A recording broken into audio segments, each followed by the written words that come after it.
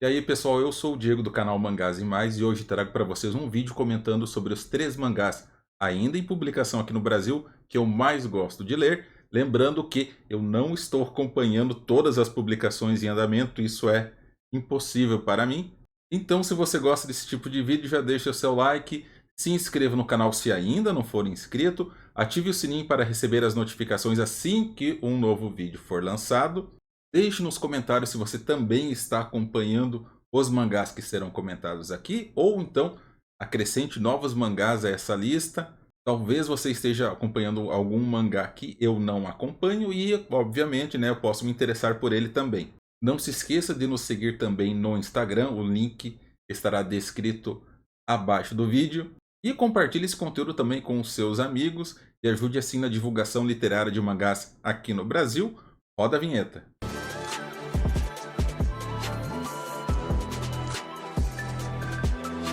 Se você me pedisse hoje quais são os mangás que eu mais gostei de ler, certamente o top 3 estaria apenas com a demografia seinen. Porém, dos mangás em andamento, são todos shonen, por incrível que pareça. E buscando ranqueá-los, né, do top 3, top 2 e o top 1, eu tenho para vocês aqui, como o meu terceiro colocado, uma publicação da Panini que é Kaiju Number 8 ou Kaiju número 8, como vocês queiram falar. Eu estou apenas com o volume 1 aqui representando a coleção, né? Até agora foram lançados 8 volumes e eu tenho do volume 1 até o volume 7.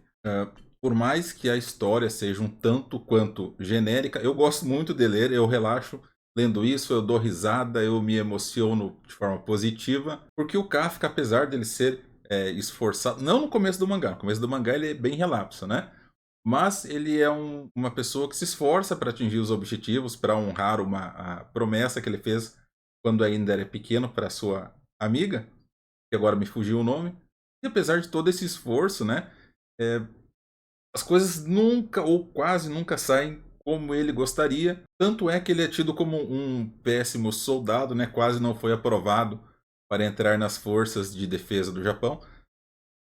Se bem que na verdade ele foi reprovado várias vezes no teste, mas na última tentativa dele, que ele tinha considerado, né, que ele considerava como sendo a última tentativa, devido à idade já, os seus 32 anos, ele consegue ser aceito, mas tem um porém, ele acabou sendo, entre aspas, possuído por um kaiju, e ele acaba se transformando em um kaiju na forma humanoide, né? E ele acaba recebendo a denominação de Kaiju número 8 devido ao grande potencial de ameaça que ele representa para a humanidade. E eu não quero dar spoilers, né? Não é esse o objetivo, como sempre, né? Da história em si. Mas até onde eu me lembro, né? No volume 7, ao final do volume 7, acontece algo bem impactante. E o que eu tenho para falar é que o Kaiju número 9 é um pé no... O bichinho chato que não consegue ser derrotado. Estou com muita vontade de ler o volume 8 e o problema que tem de você acompanhar uma coleção enquanto os volumes estão saindo é que corre-se o risco, isso acontece muito comigo, de você, entre um volume e outro, esquecer partes da história, inclusive partes importantes. Então eu acabo tendo que retornar ao volume anterior para fazer uma leitura rapidinha para lembrar de alguns pontos. E tirando o fato de que talvez nos 2 primeiros volumes a qualidade de impressão não seja adequada, tenha bastante probleminhas, eu recomendo esse mangá, sim, para você, com o objetivo de diversão, obviamente, mas lembrando sempre de buscar alguma promoçãozinha, né, evitando ao máximo pagar o preço de capa.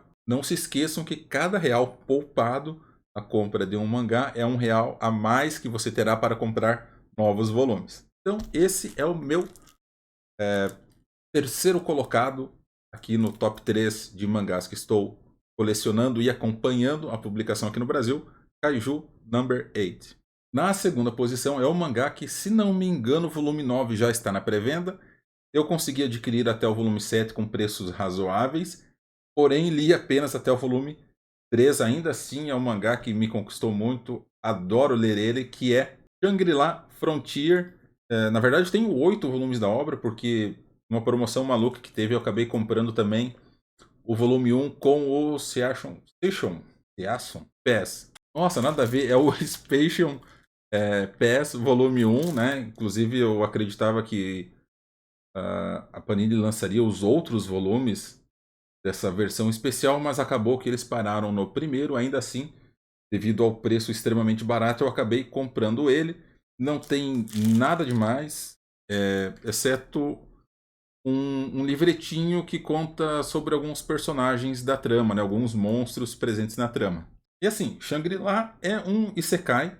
Eu sei que muita gente já está saturada desse tipo de história. Eu gosto, talvez por ser ainda um colecionador novo nesse mundo de mangás, mas é uma história que me chamou muita atenção, principalmente por envolver elementos de RPG, né, de jogos, e apesar de ele já entrar como uma pessoa de muita experiência nesse tipo de ambiente, nós somos inseridos em uma situação que ele precisa evoluir o seu personagem desde o nível 1, né, até alcançar grandes feitos, como quando ele encontra com um dos 7 chefões especiais, né? E inclusive participa de alguns eventos especiais dentro do mundo Shangri-La Frontier, que é um jogo, e é um jogo de realidade virtual. E ele acaba se tornando muito famoso por conta disso. E como eu já comentei, li apenas os 3 primeiros volumes. Estou aguardando para dar prosseguimento na leitura. Tem outras coisinhas na frente. Mas é certamente um mangá que eu não vou dropar. Pelo menos não por vontade própria. E aí entra a Dona Onça na história, né? Quem é casado entende. Inclusive tenho só mais uma prateleira sobrando nessa estante aqui. E não sei o que fazer. Então, novamente, na segunda posição, Shangri-La Frontier.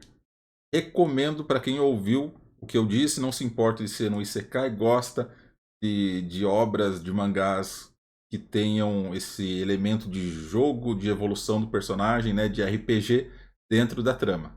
E vamos para o top 1. E na primeira posição, eu sei que tem muita gente que vai me julgar, mas não tenho o que fazer, não tô nem aí. É o mangá que eu mais gosto de ler. Quando chega um volume novo, eu pulo ele na frente, né, na pilha de leituras, ele assume a posição da vez para ser o próximo a ser lido. E não poderia ser outro mangá, é Goblin Slayer. Aqui o volume 1, eu tenho até o volume 13 adquirido e lido. Mas Diego, sobre o que é esse mangá? Bom, se você não sabe ainda, Goblin Slayer é uma história sobre matar goblins. Ponto final. Existem algumas quests secundárias, né? Ou histórias paralelas que envolvem o enredo, mas o principal, a narrativa toda é focada em matar goblins. E novamente também tem alguns elementos de RPG, né? A história começa acompanhando um pequeno grupo de aventureiros e todo mundo morreu, menos a sacerdotisa. E o interessante desse mangá é que ninguém tem nome. Todos são conhecidos pela classe que eles possuem. Então, só para exemplificar isso, o grupo principal do nosso herói ele é formado pela sacerdotisa, pelo anão, pelo homem lagarto, pela elfa e pelo Goblin Slayer. E por ser meu top 1, é claro que eu vou indicar a obra para vocês, mas fiquem atentos, tá? Se você é menor de idade, eu desaconselho. Tem muita violência, tem situações envolvidas na história que são bem tensas, inclusive já no volume 1. Eu já fiz um vídeo sobre isso, falando se Goblin Slayer vale a pena ou não. No meu entendimento, tudo que foi colocado aqui dentro dessa obra e que pode chocar algumas pessoas tem sentido dentro da história. Talvez algumas fossem desnecessárias, mas isso é para ilustrar, para nós termos mais empatia com o Goblin Slayer, por tudo que ele já passou, né, dentro da história, que ele viu a irmã dele ser assassinada pelos goblins, e de como esses goblins são criaturas diabólicas, digamos assim, e que merecem ser exterminadas, inclusive os goblinzinhos. Agora, se você ficou em dúvida se compra ou não Goblin Slayer, tem um anime, eu acompanhei e assisti as temporadas que saíram na Crunchyroll e gostei do que vi, e tenho certeza que se você gostar do anime, com certeza também irá gostar do mangá, apesar de que tem algumas diferenças, né? Se não me engano, o arco da Cidade das Águas dentro do anime ele vem antes do que ele aparece no mangá, mas isso não acabou por não interferir em nada dentro da história do anime, né? Dá para você acompanhar, se basear e decidir se gosta ou não. Se bem que tem gente que não gosta de tomar spoilers. Bom, então não sei. Faz o que você quiser. Eu vou continuar comprando. assim como Shangri-La Frontier, Goblin Slayer, se tiver 1000 volumes publicados, eu irei adquirir os 1000 volumes. Inclusive, as 3 histórias que eu citei aqui ainda estão em publicação, inclusive lá no Japão.